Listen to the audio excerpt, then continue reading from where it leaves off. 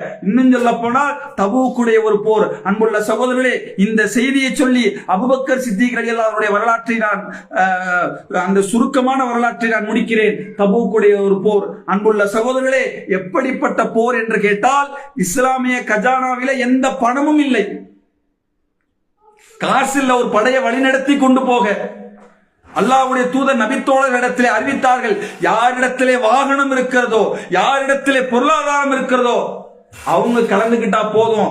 இப்ப மீதி இருக்கக்கூடிய செலவுக்கு பணம் தேவை. நபித்தோழர்களை எல்லாம் அழைத்து உங்கள் வீட்டில் இருக்கிற பொருளாதாரத்தை அல்லாஹ்வுடைய பாதையிலே கொடுங்கள் என்று அல்லாஹ்வுடைய தூதர் நபித்தோழர்களிடத்திலே அறிவிப்பு செய்கிறார்கள்.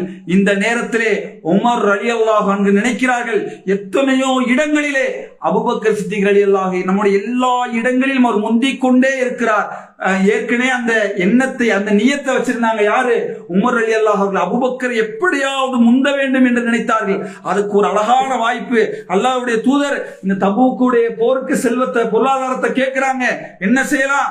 சொத்துல பாதியை கொடுத்துருவோம், கண்டிப்பாக இதை அவர் முந்த முடியாது என்று நினைத்துக் கொண்டு உமர் ரலியல்லாஹு வருகிறார்கள். அல்லாஹ்வுடைய தூதரே, தபூக்கு தானே பொருளாதாரத்தை கேட்டீங்க, என் சொத்தின் பாதியை அல்லாஹ்வுடைய பாதையிலே நான் தருகிறேன் என்று பாதி சொத்தை அல்லாஹ்வுடைய பாதையிலே எழுதுகிறார். அடுத்ததாக வருகிறார் அபூபக்கர் சித்திக் ரலியல்லாஹு அவர்கள் வந்து சொல்லுகிறார்கள், அல்லாஹ்வுடைய தூதரே, என் தாயும் தந்தையும் உங்களுக்கு அற்பமாகட்டும், அல்லாஹ்வும் அவனுடைய தூதரை தவிர என் ஒட்டுமொத்த சொத்தையும் நான் அல்லாஹ்வுடைய பாதையிலே கொடுக்கிறேன் என்று சொன்னார்கள். முழுசா எழுதி வச்சிடுறேன்.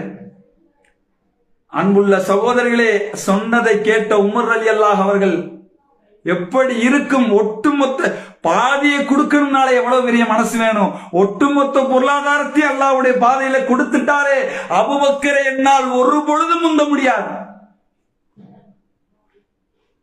அன்புள்ள சகோதரர்களே, ஈமான்.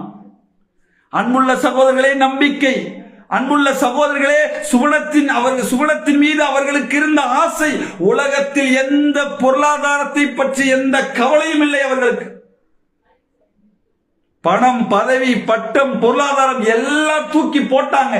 தான் பிறந்து வளர்ந்து வசித்த மக்காவே தூக்கி எறிந்து மதீனாவுக்கு போனாங்க.